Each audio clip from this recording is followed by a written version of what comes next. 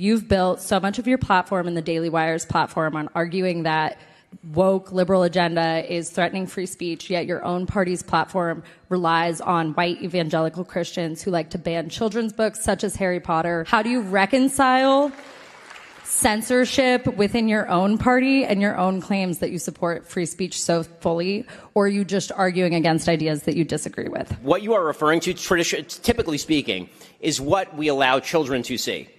Free speech rules do not apply across the board with regard to children.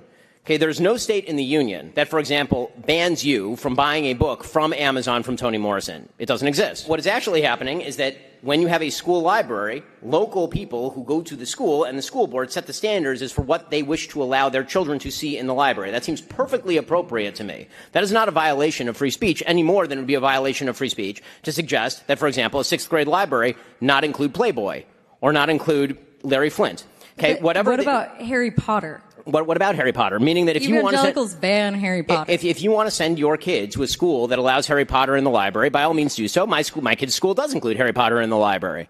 It's a free country. That is not the same thing as banning Harry Potter. Banning Harry Potter would be to say that you cannot, under penalty of law, you cannot disseminate Harry Potter in, say, the state of Alabama. And if you sell it in the state of Alabama, they will prosecute you and put you in jail.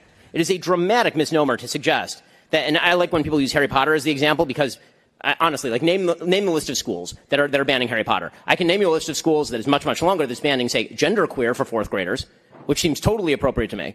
I think that risque sexual content that countenances a wide variety of sexual mores is not appropriate for fourth graders, and I don't see what's even remotely arguable about that. I would suggest that there's actually both a right and a duty for the state legislature to ban the dissemination of that material in schools completely, because it seems to me that that is totally appropriate for parents and community members to discuss with their kids, not for taxpayer-sponsored apparatchiks of the NEA to leverage their morality on kids. And if the state agrees with me, they should vote that way. And that is not a violation of free speech. We set standards every single day as to what kids should and should not learn in schools. For example, I would imagine that you, for example, would not be a fan if a state decided that you had to, for example, teach creationism in the classroom. You would not be a fan of that.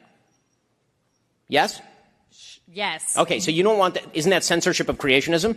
The answer is it's not censorship of creationism. School boards get to make these decisions because you always have a scarcity of time and a scarcity of material you can teach kids. But creationism would be being taught as science. I'm talking about fictional children's literature. Well, I think it's a fiction when you say that boys are girls and girls are boys. Thank you, Mr. Shapiro.